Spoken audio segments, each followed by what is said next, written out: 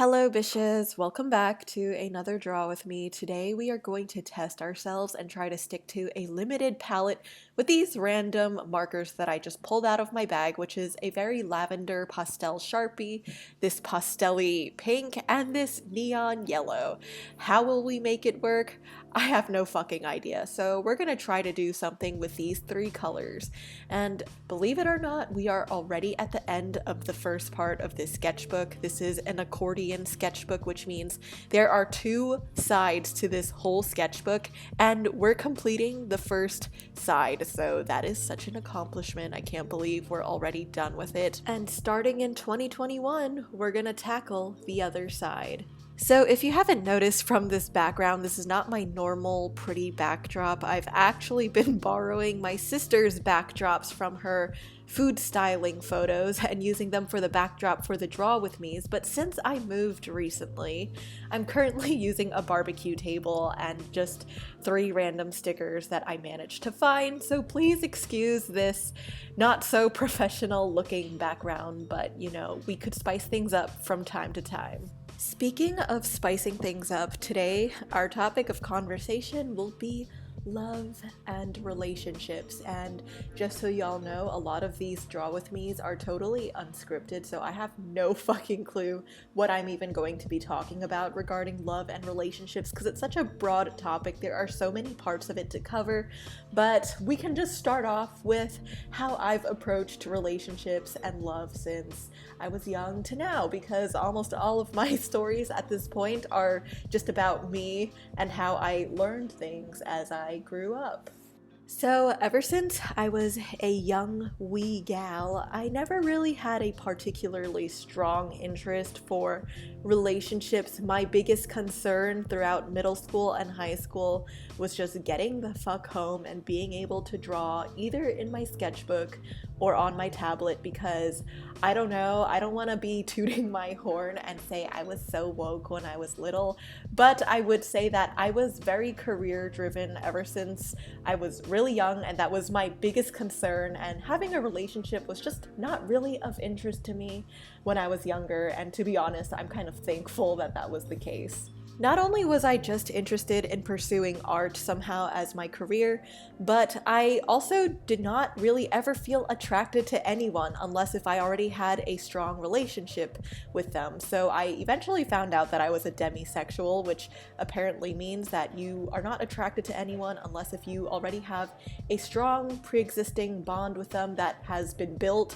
So I could not just be interested in anyone if I just saw a really cute person on the street and I thought they were attractive. Like, I could not feel a crush towards them. I could only just think that they're attractive and they're cute and just aesthetically pleasing. So by the time I was in college, I was a tad insecure over the fact that I've never really been in a very serious relationship. I don't really count anything that was in middle school or high school that was just a short-term thing, whether it be in person or over the internet, because there are just so many responsibilities and commitments that go into a real serious relationship. But honestly, I believe it's a myth when people say that you have to date a lot and experiment a lot to know what you really like. And yes, I do agree that you have to do a lot of experimentation to understand what is truly of your interest. But at the same time, I don't think that they always have to be romantic relationships, particularly for you to learn what it is you exactly like. And yes, to some people, dating around and dating a lot is what helped them navigate their romantic life, and that is more power to them. But at the same time, not everybody follows the same journey in life. And for me particularly, I don't think I would have been as successful in the relationship that I'm in now with my boyfriend without the help of my friends. So yeah, I know that was cheesy as fuck, but welcome to my TED Talk. This is Michelle speaking, but okay, for realsies, a lot of why I feel like my relationship with my current boyfriend now is successful is because I feel I learned a lot through my very close friendships with my girlfriends. I would honestly have to say that if it weren't for the very strong sisterhood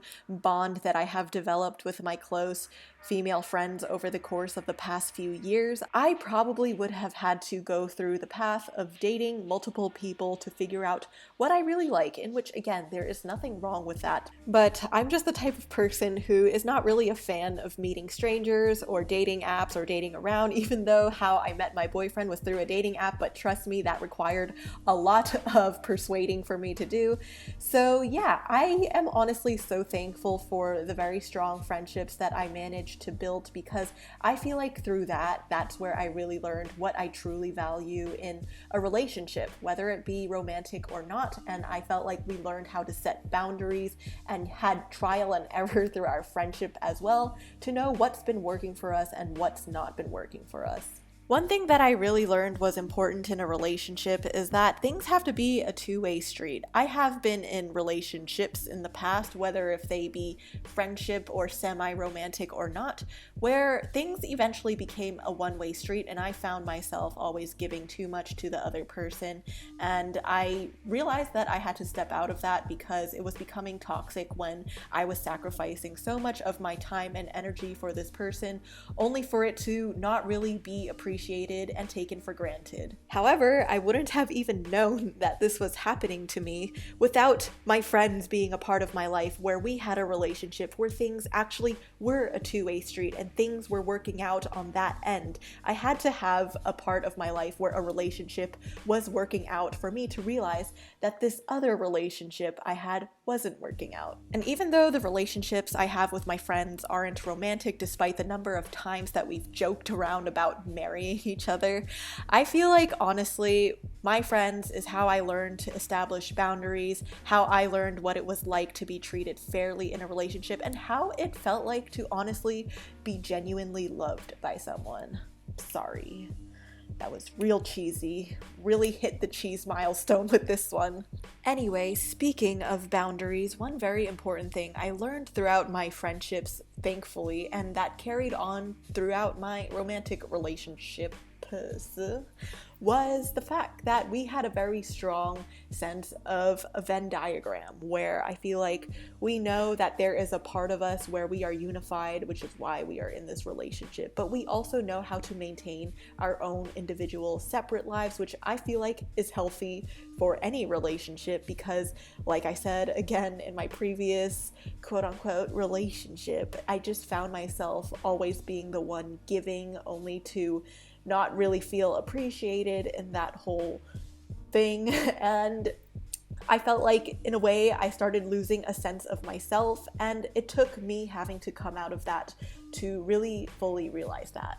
I know there are some relationships out there where either one partner or the other partner is fully just sacrificing their whole selves for this relationship, or either just too into this relationship and letting it take over their lives. And any sense of this relationship consuming too much of your own individuality or your own life is when I feel like there needs to be a line drawn. But of course, again, this is what I personally believe, and every relationship runs a little bit differently, and as long as they're healthy, that's all that matters, I guess. So as many of you may know, I actually eventually met my current boyfriend now, who we've been together for almost 4 years now.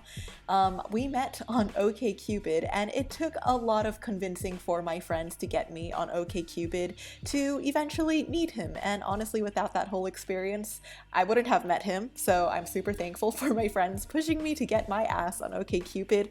And this is not sponsored, but I must say that OkCupid is one of my more favorite dating apps, just because they have a list, a glossary, a whole collection of super thought-provoking questions, like that question your values and how they may align with your other partner. And I know a lot of other dating apps are doing this now too, but during that time, OkCupid was the one that just had an abundance of questions, and that was stuff that my friends and I used to do together, where at sleepovers we would just ask each other these really deep, thought-provoking questions and just really learn about each other. So I think that's why OkCupid was a little bit more in my favor during that time. But yes, that is where I eventually met my boyfriend now. For me, I feel like at the end of the day, my goal was to be with someone who could be ultimately my best friend. And I can honestly say that now my boyfriend is my best friend or one of my best friends, because we're all adults. We don't have a number one top tier. We have complexity and nuances and room for everyone to be your potential best friend. So yes, my boyfriend is definitely one of my best friends now, and he is honestly a male embodiment of all my female friends together in some way. And I feel like without having the friends that I had, I wouldn't have known what I was really looking for in a guy, and all this time apparently I was just looking for a male version of all my female friends. I would also like to say that I didn't really even meet my boyfriend until I was 20 to 21, and there's a lot of pressure nowadays to either be in a relationship, or families pressuring their kids, or friends pressuring their friends to be in relationships. I would like to say that there is no timeline that is set to go for everyone. There's only whatever timeline that you set for yourself. And 20 to 21 relative to other people is different. Some people might be like, that's still pretty young to get a boyfriend, and some other people might be like, wow, that was so late. And during that time, I felt like I was kind of in the late zone. I felt like I was a bit of a loser for not really having dated anyone prior to that. But at the same time, I think that your life is, again, whatever you make out of it. And I don't think that you should be defined by how well you're keeping up with everybody else's timeline. You should just be focusing on yours. And if you were using that time for something else that was making you happy and fulfilled in life, then fuck relationships. You don't need to be in one, and you get in one whenever you feel like it. Or if you never feel like it, then perfect. When I was younger, that fact kind of used to be a little embarrassing to me, and now that I'm 24 to 25, looking back, I'm honestly so glad about how I spent my time when I was younger, because without me working so hard in my craft and just doing things that truly brought me happiness as an individual, I feel like I wouldn't be where I am today. And I feel like I have to end all my videos like this, where it's just like, I wouldn't be where I am today without the past. And I don't know why I'm breaking out in an accent, but anyway, there's no pressure to be in a relationship. Focus on yourself, focus on your career, focus on just making yourself a stronger, better person before handing yourself over or handing a part of yourself over to someone else. Another thing I would like to add is that before you go out and start focusing on other random strangers that may potentially be entering your lives romantically, don't forget to give that love to those people who are actually currently present in your life if you find yourself not having given them that love as of lately or whatever. But there's always that learning curve of a relationship, especially when you start one, where you try to balance the time between your friendships and your relationship. And of course, when you start off a new relationship, you're gonna have to put some of your energy into it if you want it to get somewhere. But you know, that sometimes might take away time from the friends that you used to spend time with all the time, and you get into those situations where your friends find you not really spending as much time with them anymore because you're with this new person. And I think in ways that is okay, because you need to spend this time with this new person that you want to have some progression with, in which I think is understandable. But also within that whole process, don't forget the ones that were there for you beforehand. Like, I feel like there were times I was not perfect as a friend when I was getting into my first serious relationship, and I feel like there were honestly times that I might have given them the impression that I was going to let this new guy take their place. But truthfully, at the end of the day, no one can ever really take the place of my friends. Like, yes, I do think that when you first start off a relationship, you're going to find yourself spending more time with that person, but I think it's good to just have a check and balance system to make sure that you're not only just spending time with your significant other and totally abandoning your friends. I think that as friends, we should also be understanding of our friends who get into new relationships, and we're in support of them and we want the best for them too. So there's just checks and balances that kind of have to be done with both sides, as the friend that is entering the relationship and the friend that is witnessing your friend enter a relationship. So I feel like that's always going to be a learning curve. Sometimes it's awkward, but I feel like as long as there is some sense of a healthy communication going on, that is key. Like every person who ever talks about relationships says, communication is key. So yeah, I know for my other videos, I apologize for them being too overly deep or philosophical, and for this one I will apologize for it being too fucking overly cheesy. Like, we really have hit a whole new escalated level of cheese, but also by the time this video is uploaded, it's gonna be the week of Christmas, so I'm not surprised that Christmas and cheese both start off with the CH. I think there is some sort of, you know, relationship between Christmas and cheesiness. So yeah, I'm honestly surprised by how this spread turned out, because at first I wasn't really a fan of how it was going, but now looking at it as a whole, I think it's pretty cute. And I think with a limited palette, I feel like I really enjoyed how I made this whole yellow strip in the middle with pink surrounding parts.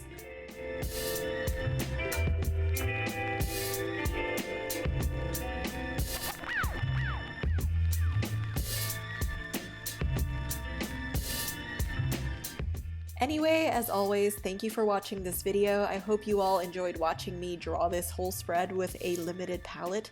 I actually really enjoy how poppy it came out. So yeah, thanks for watching and listening to me talk about the most cringy things, but what better time to spend the holidays than talk about that. So yeah, I hope you all have a safe and happy holiday, and I will see you all in the next one. So peace out and stay wholesome, bitches.